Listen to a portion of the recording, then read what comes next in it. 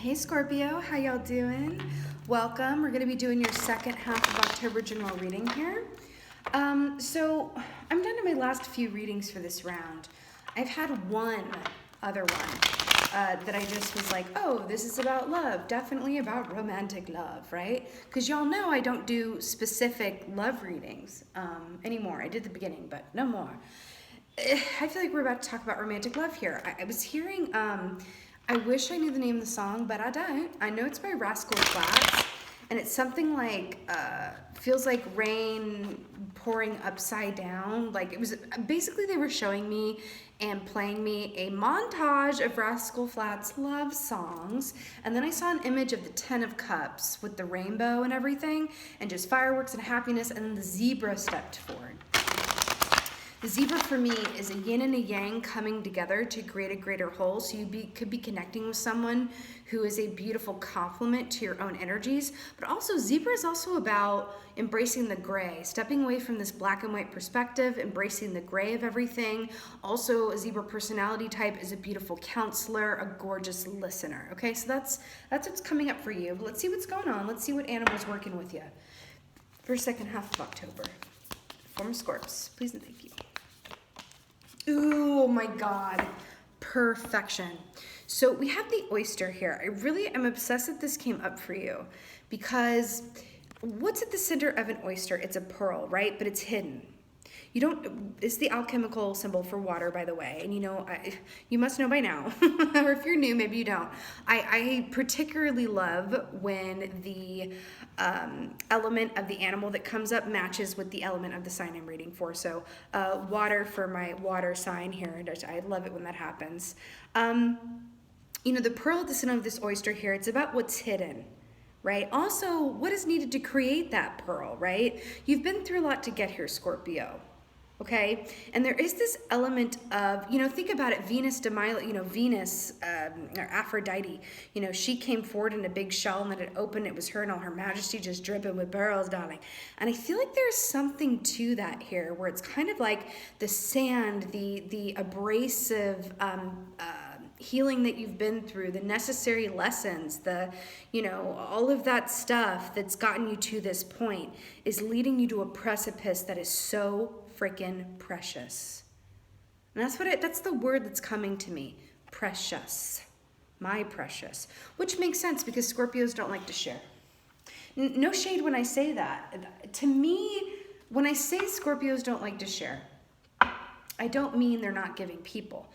But when they love somebody, okay, they can be very protective over that connection and relationship. They're not the kind of, for the most part, I wouldn't say every Scorpio because your other placements will directly, if you have a lot of air in your chart, this could be different for you. But for the majority and the stereotypical Scorpio, they're not the kind of sign who's going to go out in public with someone that they completely love more than anything in this world and would die for and want other people hitting on or trying to get their person. Now, there are other signs, okay, who are like, yeah, hit on my person because I know they're going home with me at the end of the night. And I love that other people desire them and experiencing them through others' eyes is really a delight, right? Leos can be like that, some Leos. But Scorpios are like, I will slit your throat. I say that with love. I'm a Scorpio moon. So I relate to Scorpions through an emotional sphere, which means I relate to you really well. That's what that means. But it feels like my precious, my precious, my precious, right? Which I think is great. Personally, not that you asked my opinion, but personally, and maybe it is because I'm like strength, Leo, I was just talking about them. Because I am a Scorpio moon and because of my other placements, I would prefer to go out with someone who had that feeling of like, I don't want to share you, girl. Because it's like a nice feeling of like, oh, I feel prized and I feel like not stifled, but like wonderfully, protected like under a dragon's wing. You know what I mean? Type deal. But that's neither here nor there. Let's see what's going on for my Scorpios. What's so precious here? You know, it's also about getting to the heart of the matter, the truth of a situation, the hidden oyster, or the hidden pearl in the oyster, like I said. It's something that could have been previously unseen or unknown to you becomes out in the daylight, becomes a huge source of enlightenment for you. It's like, oh my God. So let me like put this to an example. And your first card here beautifully illustrates what I've just been saying. So I will do weekly spreads for myself, and I have an animal energy for each day of the week so that I can fully kind of garner and build my library of images. And this is kind of like what helps me, you know, do these readings. It's like, oh, right.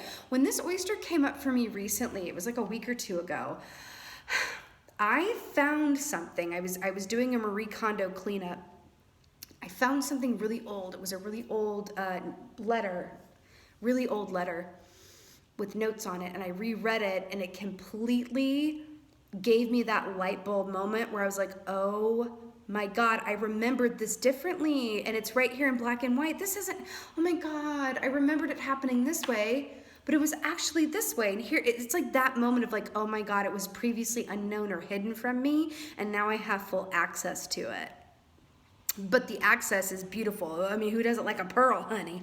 You know what I mean? Because then we have the Four of Swords here, which is actually really perfect because this is that my vampire card of like going in for the big sleep, right? This is taking an active time out and a rest, and then you wake up super invigorated and completely recharged, right?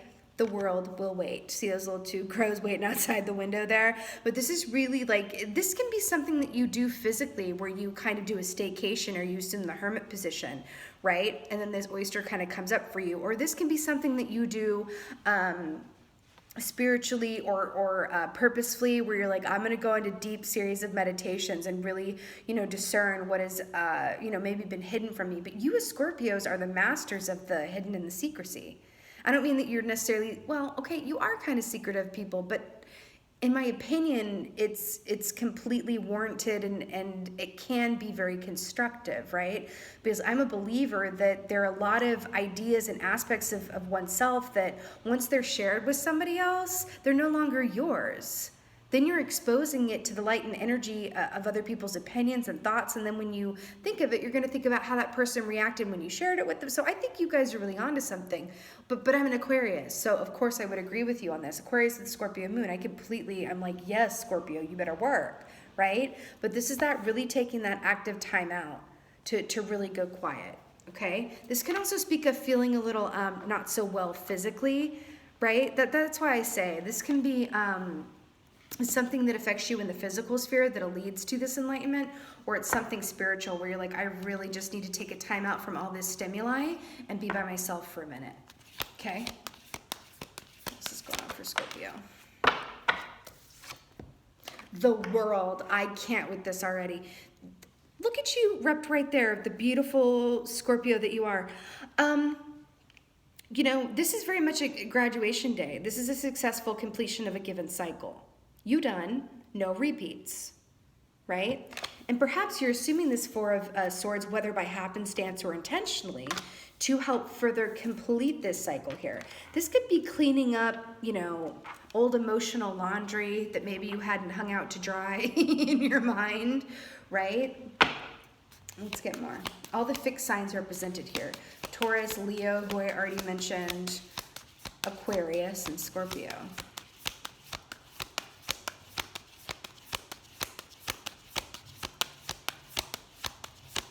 What else is going on for Scorpio? Please and thank you.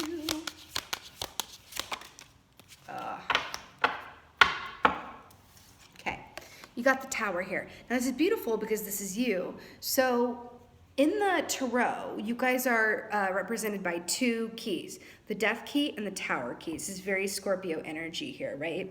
So this is beautiful, and you have two majors here. So we're going for the Four of Swords, which is an active timeout and a time of rest. This is a past energy that's coming into now that could affect the present, right? Into a completed cycle, right? And then it's a Tower, which is a quick change. This is very rare and interesting. And of course, it will come up in a Scorpio reading. That it's like, okay, you're completely done.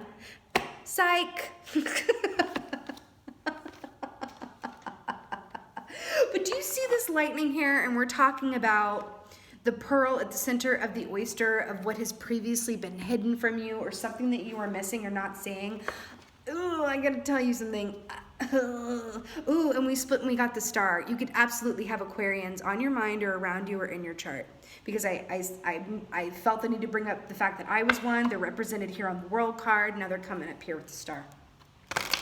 I feel like some of you are going to have a big awakening and a realization about something. It's either an aspect of yourself, a situation that you're in, or what you really want. And I think it may surprise you. I think it may surprise you. And I think it's going to change your course. And it's just like when I said for that oyster day for me, when I found that letter with the notes, it changed things like that for me. I was like, oh my God, I can't believe I was holding on to this for so long and it wasn't how I remembered it at all. I feel like there's something in that for you. Let's get a clarifier for this Four of Swords. But it does feel romantic. It just feels very dramatic. Like the ending of a certain cycle, a way of doing things in order to, and then it's like a quick change because of it. Like a quick, sudden change. Remember, the Tower is the great rearranger, right? This is what happens when the universe steps, and by the way, it's storming outside my window right now, which I feel is like beautifully apt. This is when the universe comes in and removes quickly and completely anything that is obstructing your path from your highest and best good, anything that's keeping you from that road. It will quickly come in and remove it. But this is an energy that you can roll with as, you know, you are a fixed sign, but you are also the sign of death and great change and transformation, right? Phoenix energy is associated with you too, rising from those ashes, right? Now to clarify the Four of Swords, you have the Eight of Cups. This is walking away from things that don't emotionally serve you or things that have just run their course and cycle. Right? I do feel like things have been removed from your atmosphere. I do feel like for a group of you, this is saying like, there's a lot of change that's going to come in for the better, and it's only manifesting because things were removed to make room for it. Just like I was Marie Kondoing, it's like you remove things, you remove modes of thinking, outdated patterns, things that no longer work for you, even people around you who are negative Neds or Nancys. You're like, oh my God, I feel like you are literally affecting my energy. I do feel like there's some empaths I'm connecting with here. But you made some big changes and you went inside to get clarity about what those changes were. Okay? Either that or you weren't feeling so well and it just kind of naturally like brought to light, was not working in your atmosphere, because downtime tends to do that, right? Let's get a clarifier for what came to an end here. Good Lord. Ah, Jesus. Okay. So we got the Queen of Cups here. She did want to come out in the reverse. Listen, the Queen of Cups is the most psychic queen, right? She's very intuitive. No, speaking of empaths, she is the empath, right? I'm having weird deja vu. She is the empath, right? Is she sitting in a freaking oyster? Oh my God. She's sitting in a freaking oyster. You know, like I said, she's very intuitive. Her issue is that she sometimes feels so much that she feels overwhelmed by what she's feeling. And when this comes up in the reverse, it can denote when our emotions, this is either about you, your emotions kind of working you, as opposed to you working your emotions, right? And or this could be someone in your atmosphere with whom you had deep emotional ties to that ran its expiration date, like it passed its expiration date, and you just didn't want to let go. And then the release finally happened, and then it incited great change. It's going to be different for everyone, right? Let's go ahead and get a clarifier for Zitawa.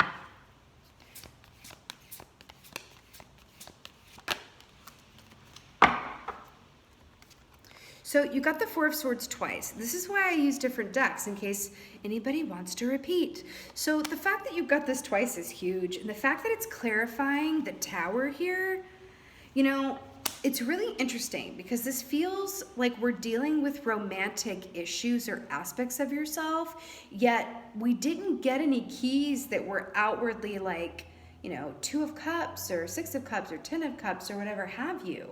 But it's interesting because I feel like romantic feelings or people that you were romantically involved with, or romantic aspirations of what you want to pull towards you, is like the thread, or what's that is the foundation of this reading.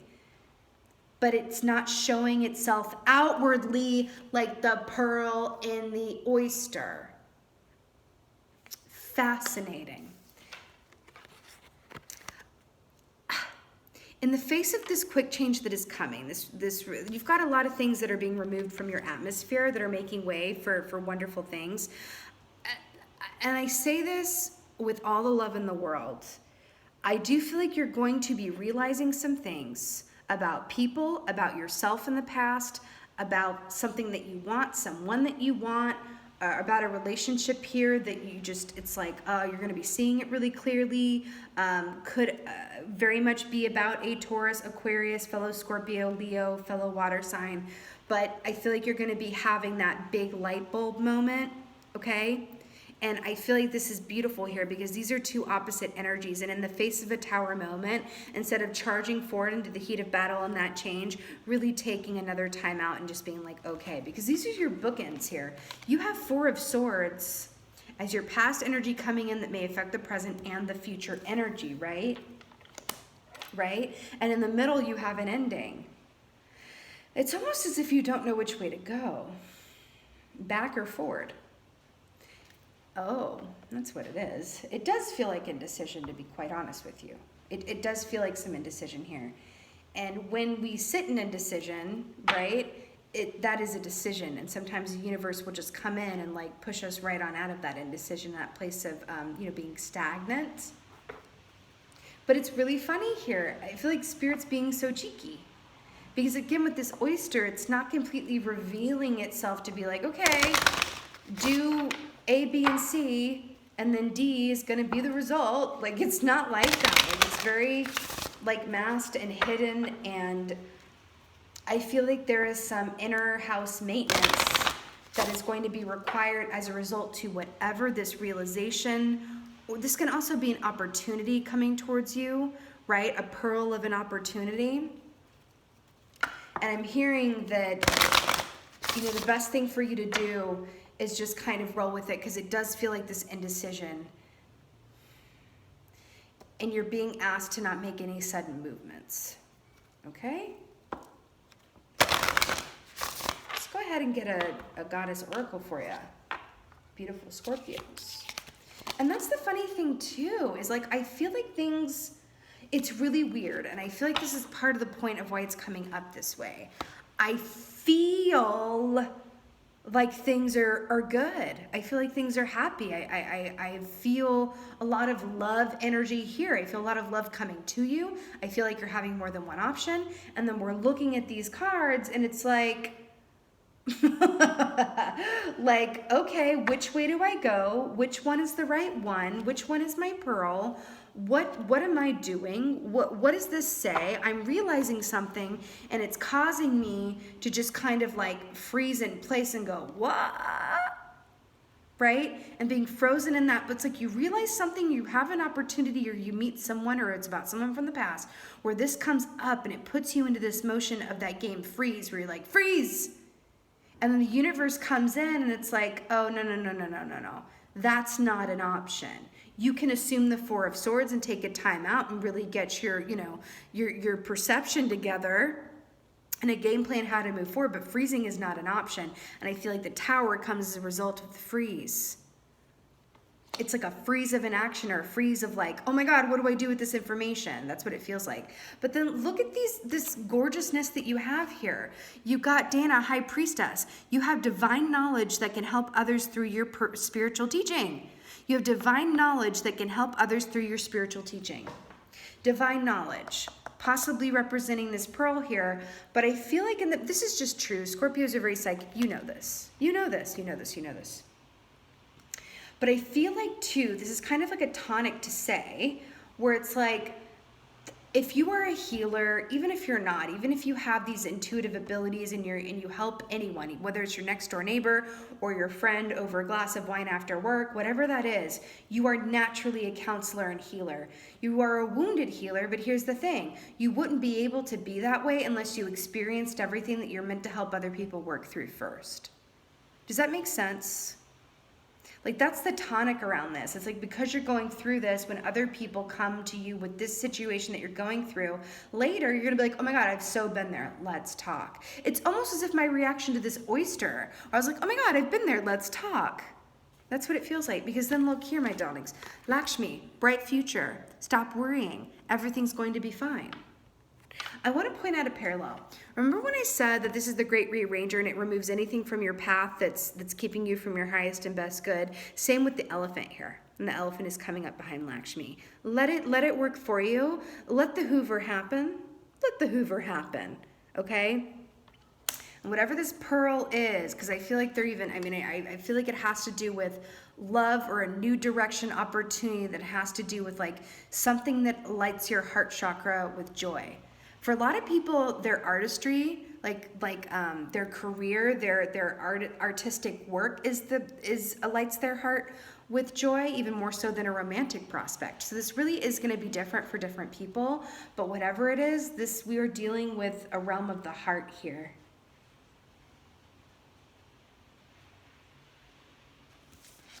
Yet it's all gravy. Okay, Scorpios, I feel like I'm living the lesson of like what a Scorpio energy is right now. It's really, really funny. But and I'm getting to, as a last note to y'all, attempting to pry open an oyster will be fruitless and uneventful. Okay, they're not going to give you a tool to do it. It's got to open at its own free will and time. Okay, I felt the need to say that. Okay, my beautiful Scorpios, this was your second half of October reading. We are very much moving into your birthday season, so I am wishing you a happy almost birthday here. I hope you have a beautiful one. Mercury in retro is going into retrograde on Halloween or Samhain in your birthday season, and I have a feeling that what's on the other side of this is going to be quite epic and one for the book. So I'm excited to see what comes for y'all. And with that being said, again, thank you so much for being here. And just thank you so much for watching. And if this did help you at all, please let me know in the comments below. And just thank you so much, as always, for being you. And be well. Until next time.